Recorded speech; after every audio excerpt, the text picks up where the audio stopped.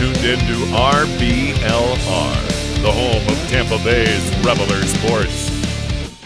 Hello, everyone out there in Tampa Bay and beyond, tuning in for the RBLR Sports Podcast. This is James Knowles coming at you for the RBLR Rowdies show, and I am here with a special guest. This, if you can't tell, is a kitten that I've got here. It is going to make a couple of appearances over the course of this podcast, so just be aware. We'll see what he agrees on or doesn't, but just be aware of that as we go along. Now, I'm here also, in addition to that, with my usual co-host, Carlos. And Carlos, I would like to ask now, how are you doing this fine Monday night? James, I'm doing great here. It's Monday night. It's a nice, cloudy evening. The vibes are great. The rain is sprinkling down on the window outside. I was telling you earlier, James, I downloaded eFootball on my Xbox a couple days ago. Actually, no, like the night of the Rowdies game this weekend. So I came home from watching the Rowdies game and started playing as the Rowdies for a good, 2 to 3 hours. Didn't go to sleep until an ungodly hour in the morning, but it's a great time. Highly recommend trying it out. On top of that, there's a lizard around here in this room where I'm recording because we live in Florida, and why wouldn't there be? So don't be surprised if I get a little startled randomly while I'm talking. So we'll see what happens. We got a full zoo here going. We got, the cat meowing. We got a lizard somewhere around here. We got my dog barking outside. So we'll see what happens. But apart from that, a great weekend. Rowdies won. James, tell me how you're doing. Yeah, I'm doing okay. Like I said, I've got the Meowdies background noise back here, but other than that, it was a good weekend. It was a busy weekend, but that's perfectly fine when the Rowdies win in the end, and we did win on Saturday night. In fact, the Rowdies beat Detroit City. It was a 1-0 win in front of what I thought was a pretty good crowd. I was finally able to get back out to a game after my recent trip to Germany to see family, and it was so good to actually be able to watch the team in the stadium again. Yeah. It's so different to see them and be able to see the whole field at one time. The broadcast obviously tries to follow the ball, which they should, and I don't mind it from that sense, but I don't get to see everything that I do from my seat. Right. When I'm actually at the stadium. It is so much better to be able to see how players anticipate moves and where they're going in certain situations. I value that so much more, and it's going to impact who my man of the match choice is. But we will get to that much later in the episode. Beforehand, I do want to say, Carlos, you got 1 point for your prediction last week. I will get 3 points for getting the right score as well. So that helps me out because it was getting a little close, even though I had a head start on you this season. I'm gonna pull away a little bit and see if you don't catch right up immediately. I will say we will also be previewing back-to-back weeks of RBLR Rowdies getting the score right. So one of us got it right. I take pride in that. Congratulations, James. That's true. So if you do want somebody to tell you what's going on, you got to tune in to this show because we will always have it right, at least for the month of August, let's say. But we will be previewing an important game this weekend away to Louisville City. That is going to be huge for a lot of reasons. Stay tuned to get around to that, and we will get there before the end of this episode for sure. Before we get to anything else, though, please follow RBLR Sports on Instagram, Twitter, and Facebook at RBLR Sports, and please like and subscribe to our podcast on all major podcast platforms. Carlos, I will turn it over to you to do the quick review, and then we can get going into our questions. Appreciate it, James. So, like you said, on Saturday night, the Rowdies defeated Detroit City 1-0 in front of a crowd of 5,100 people, according to ESPN. We lined up with CJ Cochran in goal, Wyke, Scarlett, and Antley making up our back line. Then we had Dalgard, Hilton, Ekra, and Guillen kind of, playing as sort of a wing back, kind of also in the back line role. This midfield back line situation is always interesting to see for a variety of reasons. Guys playing in the wing back position always kind of moving up into the midfield. So, I say wing back and back line with some fluidity there. But what isn't up for debate is Leo Fernandez, Lacava, and Steven Dos Santos' position, making up the front three and the winging positions. The first half featured an injury to Jan Ekra, so he had to come out pretty early in that game. He was replaced by Nick Law. And the Rowdies were characterizing the first half with, a bunch of missed opportunities. The Detroit City goalie was standing on his head and was just playing a game out of his mind, to be honest. The second half wasn't as intense as the first half, kind of slowed up, but we did actually end up getting the goal there off a Lewis Hilton kind of mid-range shot, low and driven. Steven DeSantos followed the ball and finished very, very nicely to put us up 1-0. And that would be all it took. We held off the final flurry from Detroit City's attack to win 1-0 in a very close, very complicated, but very entertaining game. With that, James, let's hop into some of these questions and analysis we have here because, 1-0 seems like a tight result, but I wouldn't even necessarily call it a tight result if you look at the stats. Yeah, this game kind of looked like a potential trap, heading in. I think that I was a little apprehensive about where we were going to end up just because Detroit City probably seems like they have the potential to spring those traps like I'm referring to. And, everybody's worried that when you're on a streak, what game is going to be the one to end it? We don't know until it happens, of course. But how do we think it turned out, or at least it turned into such a dominant game for the Rowdies throughout, I would say, close to the whole 90 minutes here. What did you see, Carlos, about how the game went? And like you said, what the statistics show us about how the Rowdies actually played? Yeah, I think 1-0 is definitely not characteristic of how the game went. I'm like, I just can't really say enough good things about Detroit's goalie. Forgetting his name, it's like Steinwasser. That's his name.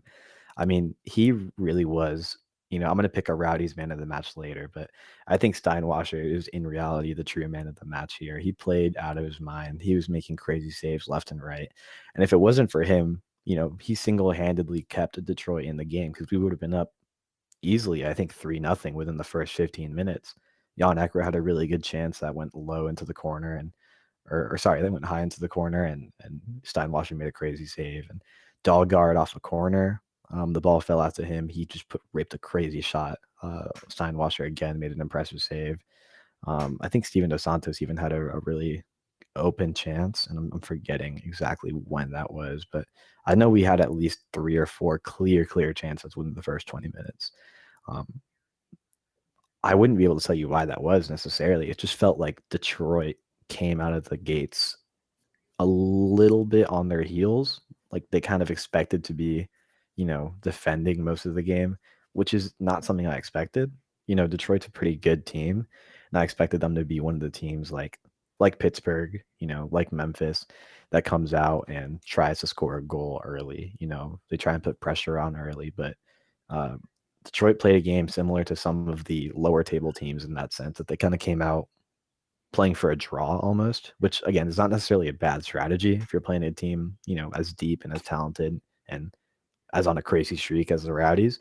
I just wasn't expecting that from Detroit. And I think, it made it easier for us to eventually get the win, even though, getting that one goal is definitely more complicated than Neil Collins would have liked. But, on that note, I think Neil Collins managed a great game.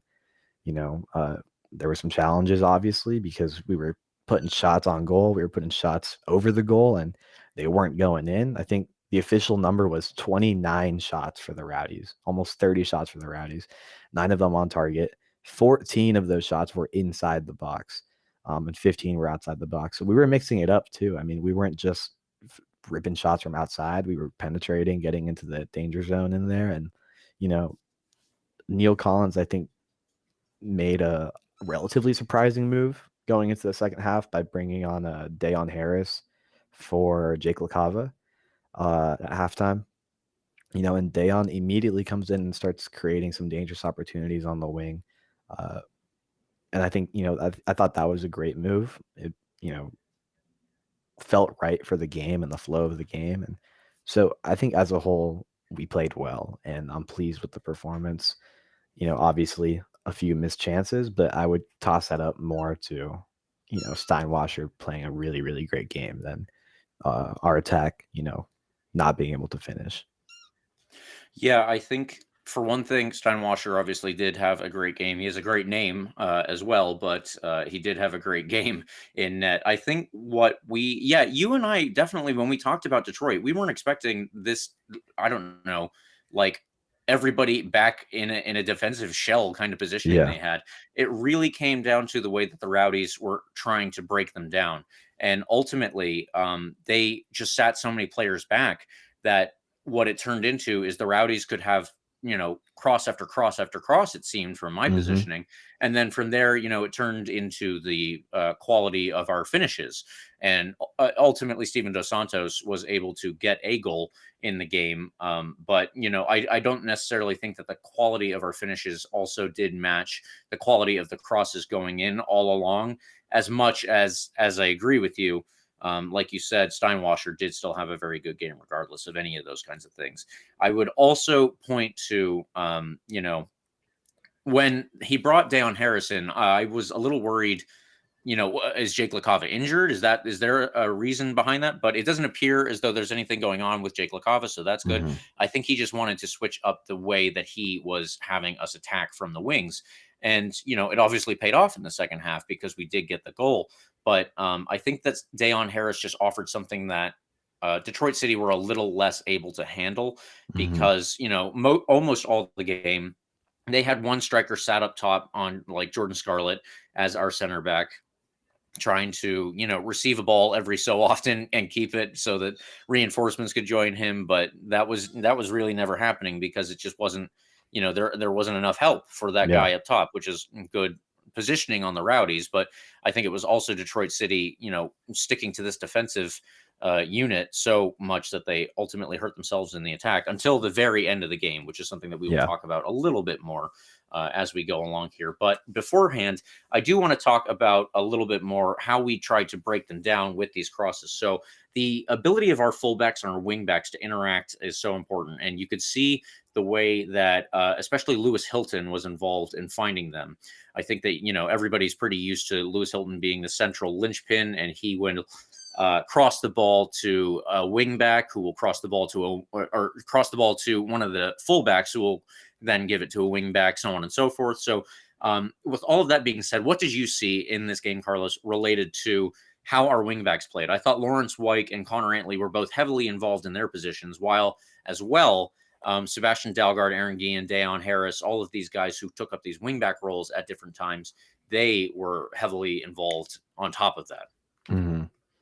Yeah, I liked well, obviously I didn't like that Jan Acker had to come off with an injury um early on, but like I talked about last week, uh Law and Hilton kind of bossed that midfield.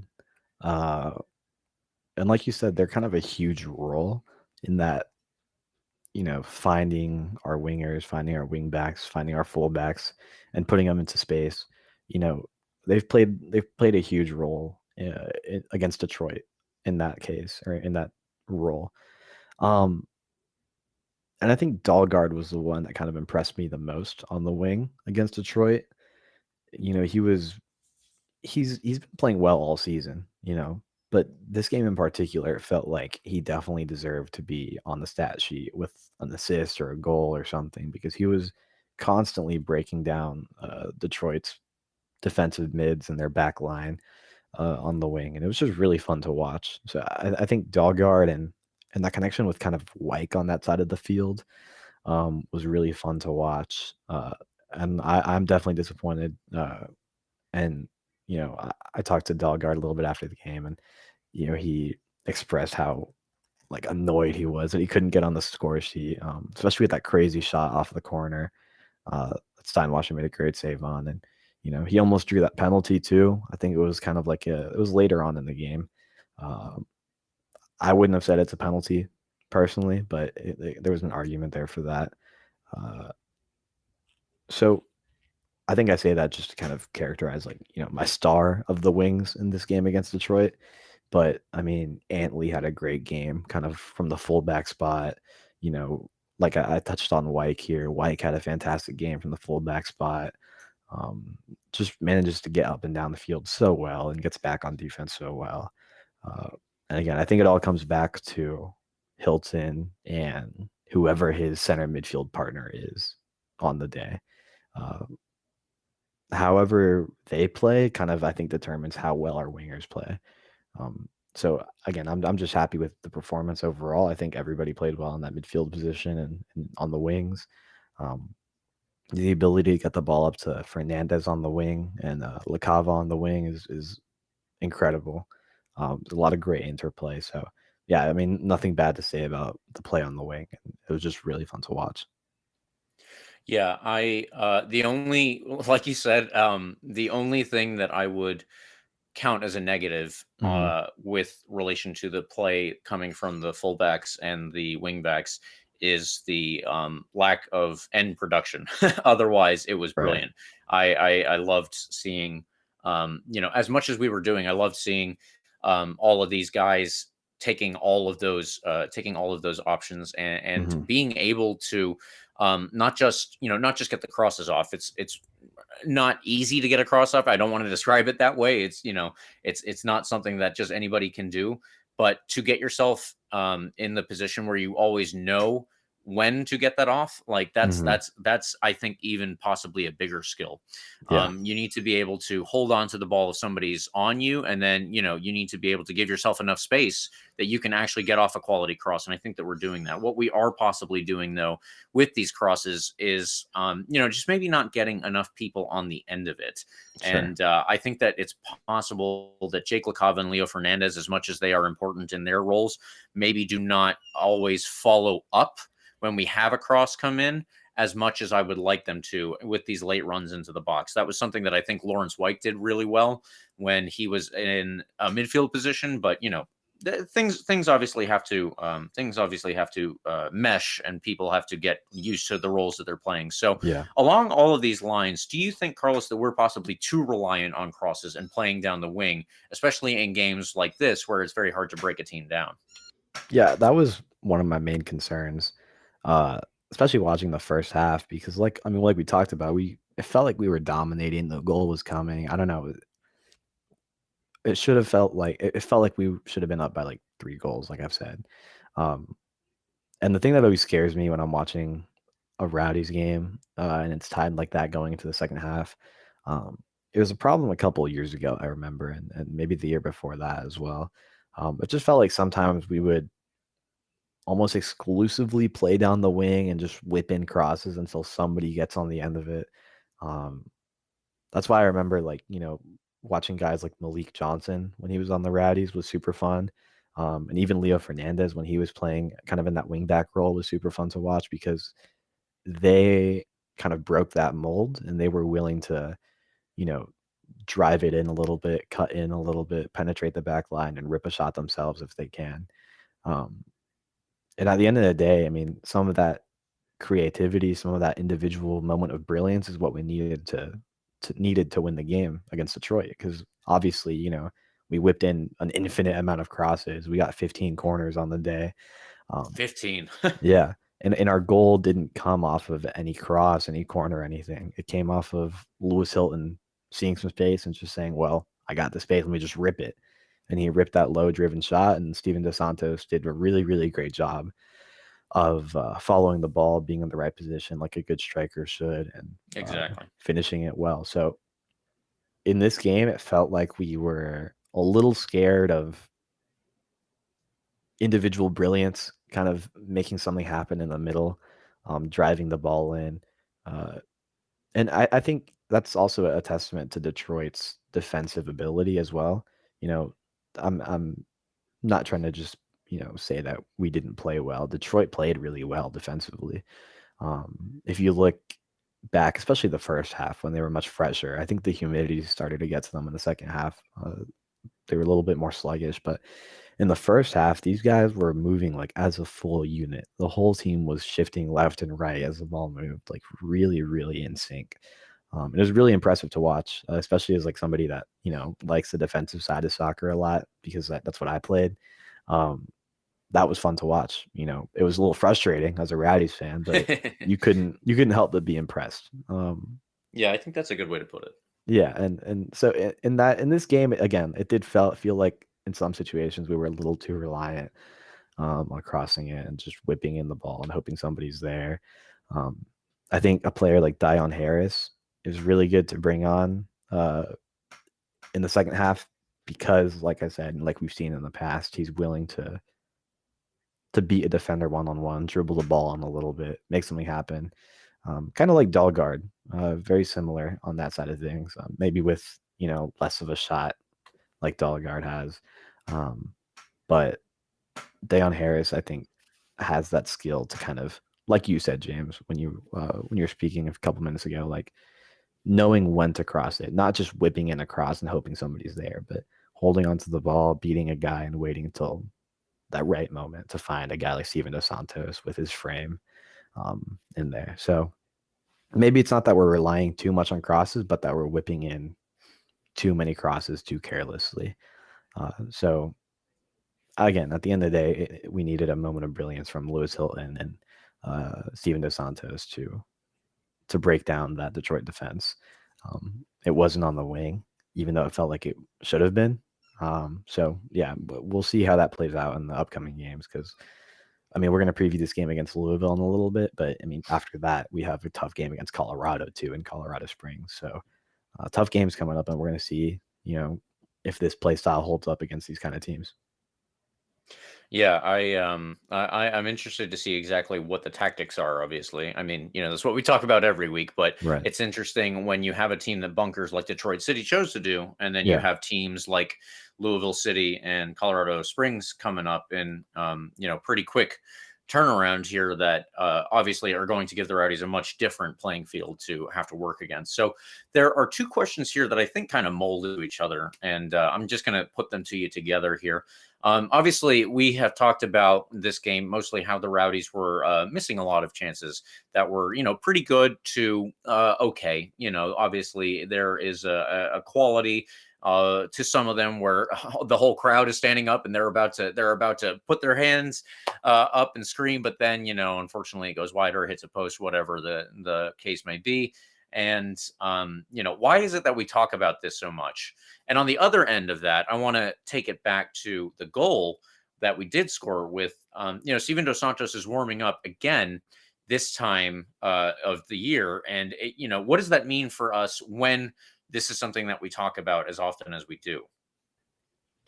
I think Steven Dos Santos, I mean, this is going to be an obvious statement. It's probably dumb to even say it, but Steven Dos Santos heating up is great for us offensively, obviously, right? I mean, he's our main striker right now. He's the guy we start. He's the guy we want to start. And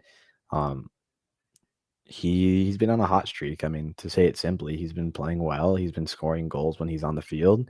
They're not like, Sports Center top 10 goals, but they don't have to be. That's not really his job. His job is just to be in the right spot at the right time. Use his body, use his frame to, put in a header every once in a while. And he's doing just that. I mean, he's playing really well. He's being in the right spot at the right time, like I'm saying. So I think this thing about missing chances, I think in the upcoming games, it's going to be less of a theme because I feel like we're working towards being better at finishing those chances. I would say that the majority of our missed big chances this game came from, again, Steinwasser's incredible performance. Against most goalies, most of those shots that should have gone in go in. I think CJ Cochran would have made those saves too, but he's a really, really top of the league type goalie too. Against most teams, I think those goes in. So again, I think it's just up to Steinwasser's incredible performance, but I think we're going to see what happens. Like I said, against Louisville, who has obviously a talented back line and talented goalie as well. We'll see if we keep missing those chances, but against a Louisville, against a Colorado, we're not going to have the same amount of chances just because of the way they play their game. Because they're going to come out, they're going to look for their goal. Like Louisville's not going to hunker down defensively against us at home. Like it doesn't make sense. They wouldn't do that here either. They didn't do that when they came to play us. Right. Was that last month? I think it was last month. So we're just going to have to see. And I think at the end of the day, I think we're going to we're going to be talking about a situation where we're not missing as many missed opportunities next week when we hop back on here and talk about the Louisville game. Obviously, I hope we win, but we're just going to be in a situation where we're not going to have as many chances.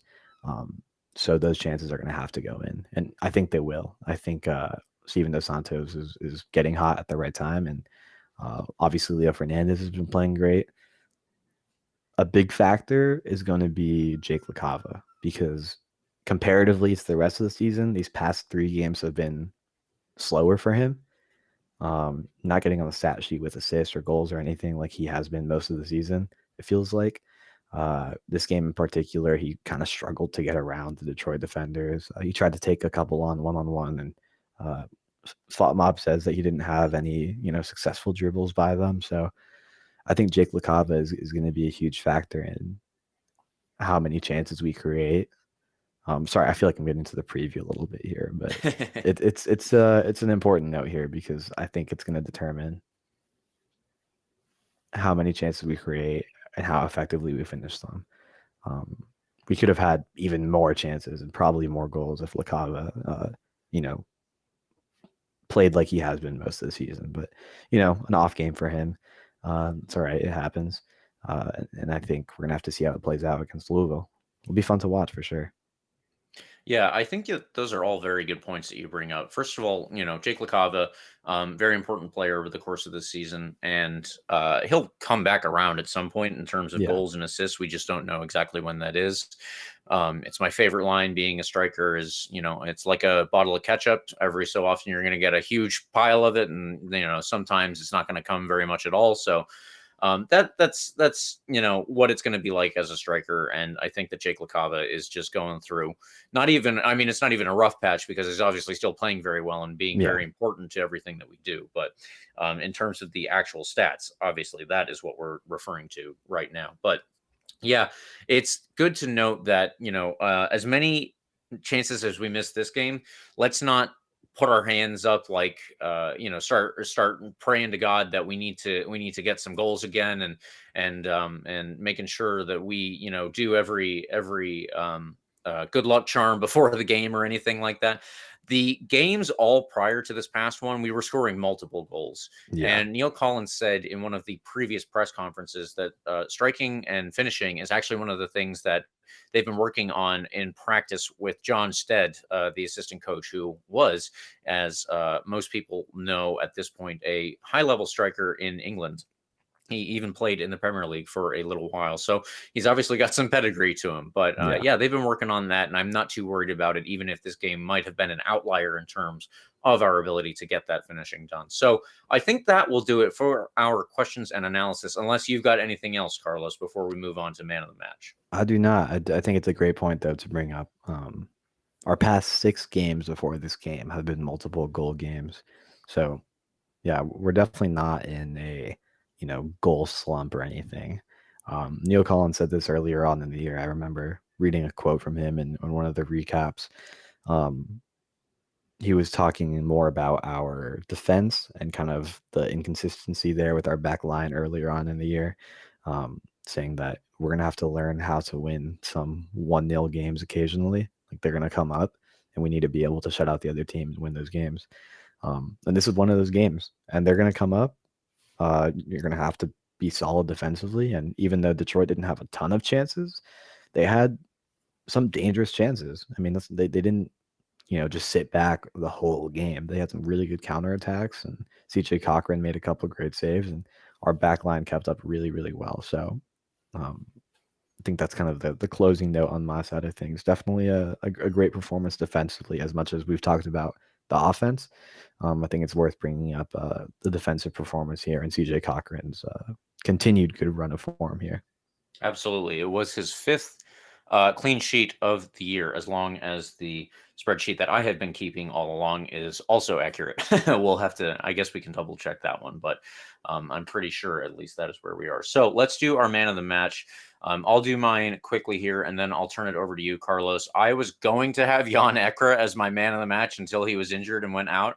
I don't know, what your thoughts were, but Jan Ekra seemed, until he went out, like a man on fire. I was so impressed with everything that he was doing. He was making really good runs, and he was choosing his runs very well, in addition to the quality of those runs themselves. But yeah, he was also doing very well defensively, and not really, in the first 5-10 minutes, Detroit City had the most of the ball that was actually their possession over the whole game. I don't know exactly what the numbers are for the specific, time of it. I don't have that in front of me, but the statistics for the possession in this game were 63% to 37% overall in favor of the Rowdies. If you take that 37% chunk that Detroit City had, I would say that most of it came in the first 5 to 10 minutes. And even in that period, Jan Ecker was very good at putting them off and making sure that, as much time as they could have had on the ball, it was always cut down. And it was really unfortunate to see him go off with that injury. But it did obviously make me change my thinking here. And we have to go with somebody who played a little bit longer than just the 30 plus minutes that he did. In the end, another player who was really impressive. I really loved Lewis Hilton's play. I love Lawrence Wyke and Aaron Guillen on the left. I think that they all did very well, but the man of the match for me was Connor Antley. Connor Antley was very good in all defensive aspects whenever he was called upon. There was one time that he made one big slip.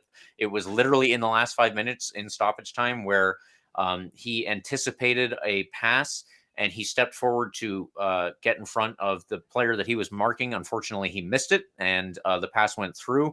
And Jordan Scarlett actually bailed him out once and then twice. And then it was finally cleared, I believe, by Aaron Guillen in that last second play. I don't remember if you have that specifically in your head, Carlos. It came down our left side. But other than that one play, I will say, Connor Antley was very good at anticipating, stepping in front of his mark and getting the ball before he did. He would, take the touch so that the play would slow down. He would give himself space away from that player that he had just stolen the ball from. He was so good with the passes that he picked. He didn't have a ton of crosses himself, but he did have a couple that were pretty nice. It was mostly layoffs to people who were then going to do the crosses, such as Aaron Guillen or Sebastian Dalgard on the left side. So I was super impressed with Connor Antley, and for all of those reasons, and unfortunately for one miss as well, he was my man of the match.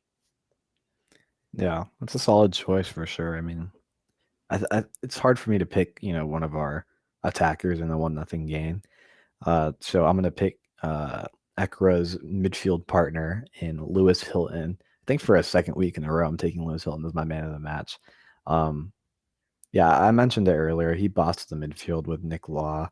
But Hilton, and especially in a game like this, when it's really hard to break down the other team's defense, we're kind of taking the ball to their half and then moving it around in kind of this like half oval type situation where we just kind of move it back and forth until we see some space and we whip it across. The key component in a situation like that, where we're just constantly with the ball, constantly looking for any opening, is going to be your center midfielders. And I think Lewis Hilton, again, for a second week in a row, really, really managed to boss the midfield well and stay calm under pressure, stay calm in a situation that is definitely frustrating for the Rowdies offensively, that you're just constantly pressing, constantly attacking, and nothing's falling to the net.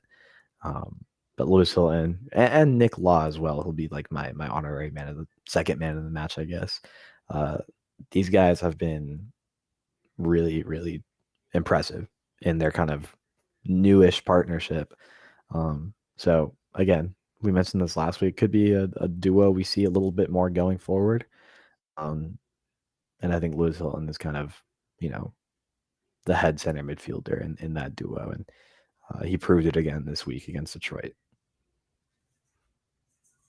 Yeah, absolutely. I was also considering Lewis Hilton for my man of the match. And, it just came down to, I think for me, it actually came down to being able to sit behind our defensive unit for a little while and see where Connor Antley was playing most of the game because, like I said, the broadcast, you don't always see that. But that is how I ultimately chose. So that will do it for our recap of this 1-0 win, a great 3 points against Detroit City. Let's move on now. But before we do, we should take a moment to do a plug for our shop. If you do not know, liking and subscribing obviously is free, but if you would like to support our podcast just a little bit more, and maybe, hey, you might need some new clothes this summer, there is still time before it cools down. So, there's definitely time to wear out some nice RBLR clothes. And if you would like to do that, please help us out by going to shop.rblrsports.com. You can check out all of the designs that we have got cooked up going on there. There will be a link in the description. And if you'd like, there's a promo code as well. I mean, how good can it get? There is 10% off your order with the promo code COYR. So again, please do check that out. And Carlos, if you would like to go through our standings update here, then we can keep going. Louisville still sitting in first place. So frustrating. So close, yet so far. They sit in first place with 49 points in the Eastern Conference on 22 games played. But we're keeping pace with them. We are right behind them with 48 points, 1 point behind, but with one extra game played. Memphis sit in third, only 3 points behind us with a game in hand. Definitely have to watch out for them. And Pittsburgh behind them with 43 points. Birmingham with 41 points in fifth place. That kind of third to fifth place range in the Eastern Conference is definitely going to be tight going into the final stretch of the season. The top of the table is looking tight, and it's going to be something to keep an eye on as the rest of the regular season plays out. Going out west, we have San Antonio in first place with an impressive 50 points. They lost 3-0 to San Diego, and San Diego is the second place team now with 46 points on 23 games played. Colorado Springs fell off just a little bit with 41 points on 23 games played. They sit in third place. That is our opponent in a couple weeks. Definitely a match I'm looking forward to. After them, you have New Mexico, Sacramento, El Paso, and Las Vegas rounding out the playoff spots there, with LA Galaxy 2 sitting on the bubble, 2 points behind Las Vegas. And notable here, Phoenix Rising kind of scratching and clawing their way back into playoff contention with 29 points, 4 points behind playoff position. So definitely something to keep an eye on over there. Definitely keeping an eye on Phoenix as a potential late riser. They drew this weekend. I think it was a 0-0 result, but you never know. They have the talent over there to make a crazy run in these last few, not last few games, but last stretch of the season here. And with that being said, James, let's hop into this preview of probably the most important regular season game of the year up to now. We are away at Louisville this Saturday in an incredible headline of a matchup. Yeah, this could be obviously a huge decision in terms of how the Eastern Conference plays out up until the end before the playoffs actually get going. So Louisville City right now are in red hot form, and we need to be aware of this. Coming into this game, they have won 7 of their last 8 games, only drawing at home once versus Phoenix in that stretch. However, it should be noted, their last loss before this 8-game non-losing streak was, who was that against? It was in Tampa Bay, and it was at Al Lang. Oh, it was us. They lost to us. Yeah, so keep that in mind, all of you Rowdies fans out there. Louisville does have the ability to play in a couple of different formations, but they do mostly like playing a 4-3-3-2, 4-2-3-1 variant. Just to clarify, that is 4-3-3 morphing into a 4-2-3-1 variant. So it should be noted that their regular starting goalkeeper also has just returned from an injury. So Kyle Morton will be in net, and he will probably be just a little bit better, at least, than who they had in net before, Danny Foundes. They have multiple scorers doing well this season. Wilson Harris has 9 goals.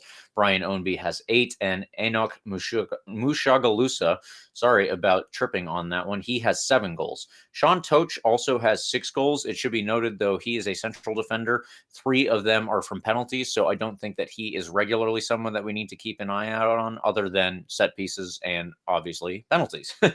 So they are second in the league behind us on big chances created. Of note is that they are also third in the league, unfortunately, similarly behind us on big chances missed. So those are two important statistics for us to consider as a defensive unit when we're going up against this team in their own stadium this weekend. Many of those chances have come from Niall McCabe, who, along with Amadou Dia, one of the wing backs, leads their team with 5 assists. We will likely not dominate on the ball like we have in other games this season, similar to this past weekend, let's say, against Detroit City. We should expect to have extended periods of possession, of course, because, that is how the game of soccer works, but it just won't be quite as disparate as it was this past weekend. Our team is very cross heavy, and this could become important with Louisville because they have a shorter back line than a lot of teams do. Only the North Dakota-born Sean Toach is over 6 feet tall. Everyone else is 6 feet or under. And I wanted to note that he was born in North Dakota because, you do not see that very frequently in soccer in America. I think he did not grow up there, but regardless. The injury situation is something that we also need to take into consideration for this game, because something that we did not get to announce before last week's game, before last week's episode, it came out before or after we recorded. Robert Castellanos is back, ladies and gentlemen. He was on the bench this past weekend after returning to full training. And, for someone who only played the first, 15, 20 minutes of our very first game this season, I'm still very excited that he is back here. And in particular, his timing for return is pretty good because, as it turns out, the Rowdies Game Day Twitter feed announced that Lawrence Wyke is unable to play in this match against Louisville City. He has unfortunately accumulated too many yellow cards and will be serving a 1-game suspension. Or at least that is how we have seen it according to the Rowdies Game Day feed. So keep an eye out on that. Robert Castellanos hopefully will be fit enough to come back in at some point in this game. I don't know if he will be able to start. I don't know if Neil Collins will want to do that just because of all the time that he's missed. And it would be a hell of a game to just throw somebody back in. But, we'll see how it goes. Thomas Van Kayaziel may or may not be back. He has been dealing with a little bit of an injury.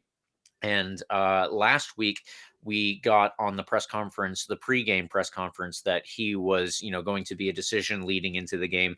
So I imagine it will again be the case for Thomas Van Kayaziel that he will be a decision leading into this game.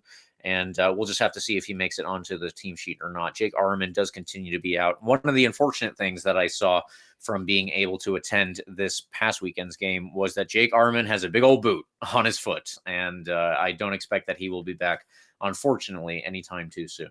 So with all of that being said, there is one important thing that we need to do as well, based on what we've already talked about. If we get chances, we need to take them. We cannot miss any chances because Louisville is going to be a lot more stingy than Detroit City. I will tell you that right now. And we're probably going to have to face that coming up against Colorado Springs in a couple weeks too. So everyone, put all your energy into the Rowdies being able to score their chances this weekend. If you pray, if you light incense or something along those lines, make sure that you point it in the right direction for the Rowdies to put the ball in the back of the net. Now, let's move into our predicts, and how do you think this game is going to go? It's gonna be interesting. I mean, it's exciting. It's always a fun game against Louisville. It was a fun game last time we played them here. When we pulled out the result, despite that crazy situation of being stuck on an airplane and not being able to get home, and the guys managed to pull out a 1-0 result against a tough Louisville team. I don't think that. I mean, these are two teams that don't. I just don't think there's a huge drop off whether they play home or away. So, Louisville playing here against the Rowdies, I think you're going to see a similar type of matchup in Louisville. The Rowdies aren't scared, and they're not going to sit back and play defensively the whole game. We're going to be coming out. We're going to be looking to score. And Louisville's going to be doing what they did here. They're going to come out looking to score as well. So I think we're going to see a very similar game to the last game we played against them in that 1-0 win. It's very likely that it'll be a low-scoring game, I think, just based off, our defensive ability and Louisville's defensive ability. They've been putting up, a decent amount of goals as well, kind of like us. They're on a multiple goal scoring streak. They put up 4 goals against Charleston. 2 of them came after Charleston got a red card. But they did come back down from 1-0. So obviously, again, it's a team that knows how to bounce back. It's a veteran team. They got a great mix of youth in there too, or younger players with some guys that really control the field, some 22-year-olds, and still have the veteran and Ownby on the wing. So, I mean, it's a talented squad. There's not much else to say about them other than that it's going to be a great game.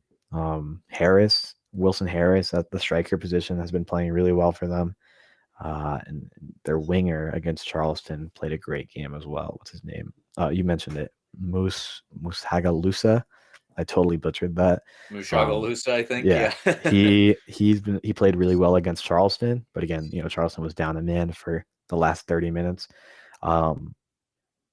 He's going to be a guy that we're going to have to keep up with as well. So I'm confident that it'll be a tight game. And I think it's going to be something along the lines of like a 2-1 win for us. That's what I'm going to take.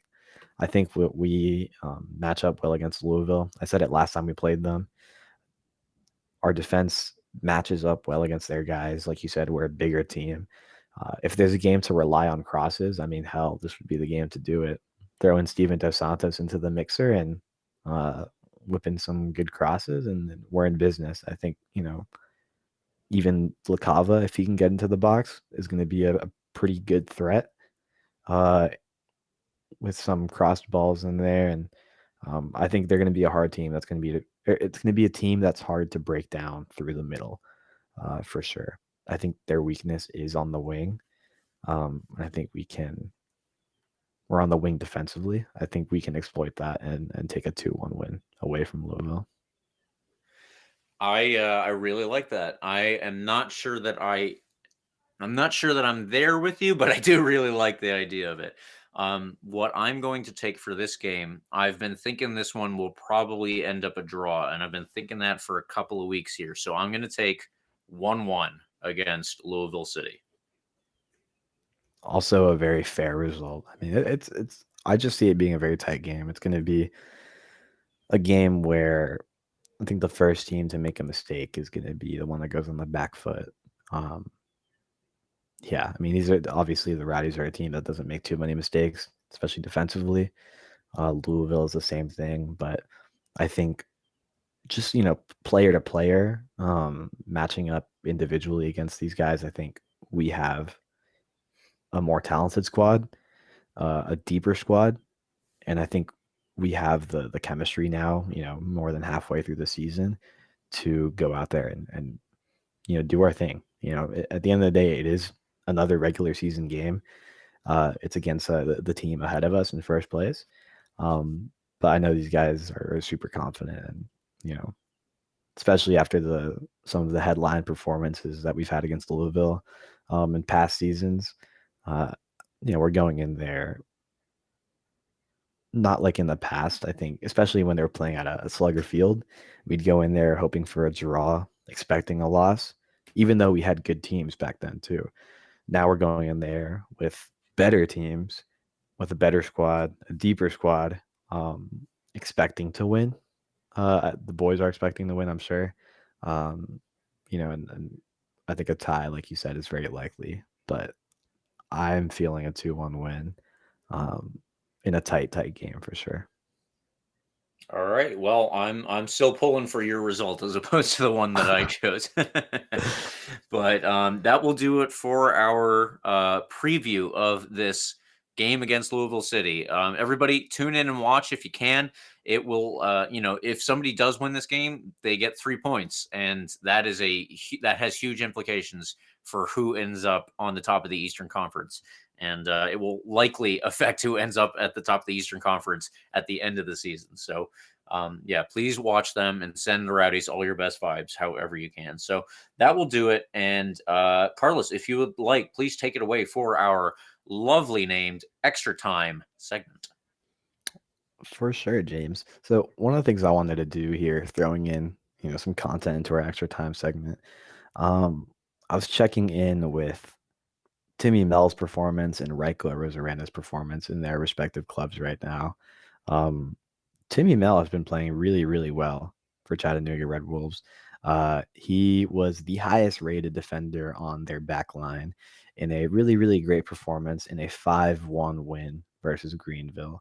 Timmy Mel had a great weekend, played really well, and led his back line to a great performance. And on the other side of things, our other loanee, Raiko Rosarena, out in Charlotte, North Carolina, had his own really great performance. Actually, was voted the man of the match by Forward Madison's fans, and was named the man of the match on FOTMob as well.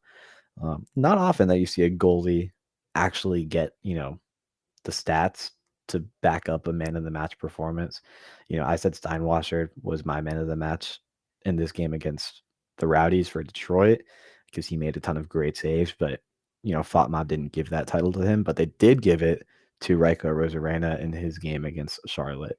Really great performance from him, and I'm really happy to see him getting some consistency, getting some playing time out there that I don't think he would have gotten here with the rest of the season and CJ Cochran's consistency. So Raiko definitely has the potential to, like we've talked about this in the past, James, to be that consistent goalie. I hope he comes back, and doesn't end up signing with Forward Madison at the end of the season because he has a lot of talent. And this is a guy that I think he's just getting into his prime in the upcoming season. So we could be looking at a really, really talented and much more consistent goalie in the future. So that's our loanee check-in with Raiko Rosarena and Timmy Mel. Yeah, I love that. I'm personally a big fan of Raiko Rosarena, and I would definitely like to see him come back to this club and succeed. There were some mistakes during his stretch as the starter this year. I don't think that anybody will deny that, but the best way to smooth things out like that is consistent playing time. And as much as I don't think that he deserved to continue getting the starting nod here when CJ Cochran was the other option, if you can send him out on loan, like we have discussed in the past, and still benefit both the club and him with that playing time, he can smooth over stuff like that. And, hopefully this can turn into him getting a starting position, not only with the Rowdies, but maybe in the future with the Cuban national team. As someone who loves international soccer, I would definitely love to see that. But yeah, there is our loanee check-in. And there's one more thing that we need to talk about before we go. This is not something that I really want to talk about because it kind of ticks me off, if I'm being honest. But Carlos, take it away from here and just explain to everybody listening what is going on out in California and specifically in Orange County. Yeah, definitely a weird situation going on in Irvine, California, across the country with our, a team that lives rent-free in my head after last year's finals. Orange County is essentially maybe being evicted from their stadium, possibly by the city of Irvine, because LA Galaxy is looking to come in here into that area and make that stadium the exclusive home of LA Galaxy 2. The whole thing is super weird I just don't really get it. The city of Irvine even considering it is kind of insane to me based on, just look at attendance numbers. Obviously, people aren't really going to go and support a B team, a reserve team in the same way they support an independent team. Yeah, Mike Pendleton, shout out him. He has his attendance trackers, and LA Galaxy is averaging like 200 something fans. Orange County is averaging like somewhere between 4,000 to 5,000 fans, maybe even a little more. I'm remembering off the top of my head, but they're averaging a really good number for a USL team, and they're very consistent with it. And obviously, we touched on, and like I'm sad to say, they are the reigning champions of the USL Championship, and this is a team that has built something special over there in Orange County, and it's pretty insane that the city of Irvine is considering making that stadium the exclusive home of LA Galaxy 2 as the exclusive tenants. There was supposed to be a discussion on this topic at the Irvine City Council meeting tomorrow. We're recording this on Monday, August 8th. So that City Council meeting is set for tomorrow Tuesday, August 9th. But according to one of the Orange County supporters group, it's at County Coalition on Twitter. The item was removed from the city council's agenda based on an email they received from a representative from the city council. So just a really weird situation developing over there. They can't even discuss it tomorrow at the meeting. I know Orange County and their fans were rallying a pretty big presence of fans to be out there and voicing their support for the club. But yeah, I mean, I keep saying, it's just a weird situation, and it's honestly pretty gross and embarrassing on the part of LA Galaxy to do that. It is. Yeah, I mean, it really is kind of pathetic. I mean, there's a lot of space for their LA Galaxy 2 team. I mean, hell, like for 200 people, they could even throw in like some bleachers where they play at their, training facility. It's not that hard. They're not going to make a ton of money, but that's not the point for them. Like it's just a weird situation. It feels like they're just trying to take over that area as LA Galaxy territory, kind of kick out any opposition, or not opposition, but any kind of other soccer presence in the area about half hour south of LA. So just super weird. And it is important to note also that Orange County is not the only soccer team that calls that stadium home. Cal United Strikers, I think is their official name, of the NISA, also calls it home, as well as I think Orange County FC calls that stadium home in the UPSL, I believe. So also implications for a couple other teams, one other pro team and then another semi-pro team. Just a weird situation, and I hope it works out in favor of Orange County, even though I'm still bitter at them for last year's final result. But again, just pretty embarrassing on the part of LA Galaxy, and they're getting a lot of flack. Like if you go on Twitter and everything, it's getting traction on Twitter and some local media to LA. I don't expect that to be something that a bunch of national media picks up. We'll see what happens, but I mean, people are noticing this, and it's the talk of the town a little bit on Twitter, especially in the circles for American soccer. Yeah, it's LA Galaxy was one of the first teams to implement an academy system at their club, and then they were the first team to implement a second team, a reserve team that played at a professional level. LA Galaxy 2 joined the USL Championship because they didn't really have any place to do this.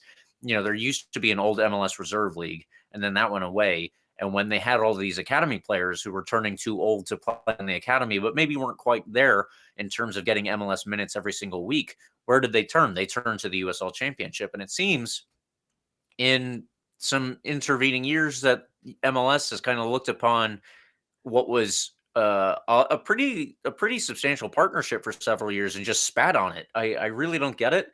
And I especially don't get it specifically from the LA Galaxy organization, who were the first ones to take that plunge. I don't know if this is, coming down from on high of MLS, or if LA Galaxy has just felt like, they don't care anymore what happens. It's only going to be Loudoun United in terms of MLS reserve teams who are still playing in the championship next year. And then all of the MLS reserve teams otherwise will be moving to MLS Next Pro. MLS Next Pro has one independent team, which is Rochester. And I guess what they are envisioning eventually is that MLS is not only the first division, but maybe the second division. And if there's a third division anymore, that they are the third division. And, I don't like that when USL Championship already has something that is so substantial and has so many strong fan bases that, in Atlanta, there was the Atlanta, I believe, the Silverbacks before. Yeah. And, they didn't draw super well, but they did have a good fan base. Yeah. And Atlanta United came in, and, the Atlanta Silverbacks were no more. And Atlanta United now draws 70,000+. I don't know if MLS is thinking that that's what they're going to do across the entire country or something, but I'll tell you, they're going to make a lot more supporters angry than I think they will draw them in. Yeah. It's not going to be the case that they can just uproot whole teams and For bring, sure. establish new ones in locales and still get that fan base. People are not going to support your product if your product is at the expense of what they love. So I don't get it. For sure. No, and I'm not somebody who comes out here and just constantly like trash talks MLS like No. Yeah. because it's played a big role in the growth of soccer in this country. Um, you And know, it's even helped out at the USL Championship level. I yeah, mean, they did have all of these reserve teams. exactly. Yeah. So, but at the same time, like you said, like some of these moves that they've made, and especially here, I mean, again, we're kind of assuming that MLS was the catalyst here and not specifically just LA Galaxy, but it's just a weird move and it doesn't make any sense. It doesn't make any sense for LA Galaxy really. Like there's no reason for it. Um, People aren't going to go to these games if it's LA Galaxy 2 at the City of Irvine Stadium there. I think it's called like Champions Stadium. Um, so yeah, it's just weird. And the situation, I mean, what happened with the Atlanta Silverbacks was also super kind of gross, but they had their own like problems, and I think they were pretty far out of the city, and the stadium wasn't great. So, I mean, the Silverbacks is kind of an example of hopefully what MLS doesn't end up doing, but what kind of seems like they do want to do with some of these teams, like you're saying. Um, Obviously, we hope that doesn't happen, and I don't think it will. To be honest, the USL has grown so much and has, like you said, so many passionate supporters. I mean, some of these clubs have just really, really strong roots in their cities and um, are up there with like, the thing to do in their cities. I don't know, like if you talk about Sacramento, Phoenix. I mean, obviously here at the Rowdies are um, getting a lot more coverage from local media than they used to. People are going to games consistently. We average like what 5,000 plus a game. Orange County is averaging 5,000. I mean, I could sit here for like 15 minutes and name every USL fan base that is just doing incredible things and setting roots in their city. It's not like past minor leagues where maybe the first season they have a couple thousand average attendance, and then after that there's like 3 people at a game. The USL's been here for a little bit now, and it's going to be around for a while. I don't see it going anywhere anytime soon because of these fan bases that have stuck around for so long. Obviously not for the USL, for their teams, but you know those teams are obviously a part of the USL, and it makes up this really, really healthy, diverse and fun landscape of soccer in the USL. So I don't think it's going anywhere anytime soon, but I think the situation in Orange County is just kind of a microcosm of what MLS has tried to do in these recent years, and I think what they will continue to try to do. But I mean, like we said, the agenda or that item was taken off the city council's agenda tomorrow, likely because of all the pressure they've gotten. I mean, I know they've gotten a ton of calls from Orange County fans and USL soccer fans around the country. I've seen that talk happening in the Discords and the Twitters and everything, all the tweets. So it's a weird situation, and specifically with this Orange County stuff, I really don't see any reason why the city of Irvine would end up siding with LA Galaxy in this situation. I certainly hope not. Yeah, Whether that be down to literal geography or anything else. It does not make sense, and I know even the USL was.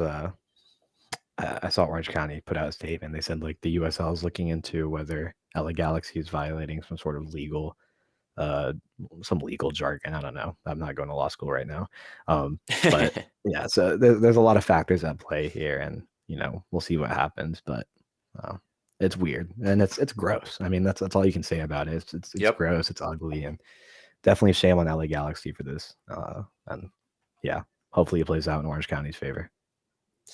Same perspective from me. So with that unhappy note, we will unfortunately have to leave it there and send everybody home. But thank you, listeners, for tuning in. I know we covered a lot, including, outside the Rowdies, but I think it's all important that we make sure we get it covered. So please, if you would like more coverage, follow us on Instagram, Twitter, and Facebook. You can do that at RBLR Sports. You can get at me if you would like to do so. I am at RBLR James K. And Carlos, could they get at you if they were so inclined? Oh, they can, of course. At Carlos TPA10 on Twitter, tweeting about literally everything. My team that I follow in Ecuador, me and my dad, Liga de Quito had a tough result, draw against our rival. 90th minute stoppage time equalizer, though, so that was fun to watch. I was Nice. tweeting a lot about that yesterday. Yeah, a lot of fun stuff on my Twitter. Come shoot me any questions, obviously. James, I'm sure I'm speaking for you when I say the same thing. Use hashtag ask RBLR with any questions and comments you have, especially for next week's show. I mean, even if shoot your own predictions on Twitter, I mean, share them with us. I'd love to see it. I'd love to see more people taking my side that we're going to take a win here. I don't like James being the pessimist here, but I guess ultra pessimist would say we go in there and take a loss. So I'm not going to call James a pessimist for that yet. 1-1 draw is definitely not a bad result at Louisville. Well, I think the kitten over here agrees with you as opposed to me, so Yeah. we'll go from there. Yeah. But yeah, if you would like to get at all of us, as he said, you can also use the hashtag #AskRBLR. So please do that. And I'm glad for your sake, Carlos, that Liga de Quito was able to come back. I visited Quito when I was in Ecuador, so I guess at least an honorary fan. There we go. But fans to our podcast, if you would please like and subscribe to that on Spotify, the iHeartRadio app, Apple and Google Podcasts, YouTube, and all other major podcast platforms. And for a kitten, Carlos, and me, I'm gonna say, come on, you Rowdies. Thank you for tuning into this presentation by RBLR Sports. On your way out of the stadium, please remember to like and subscribe.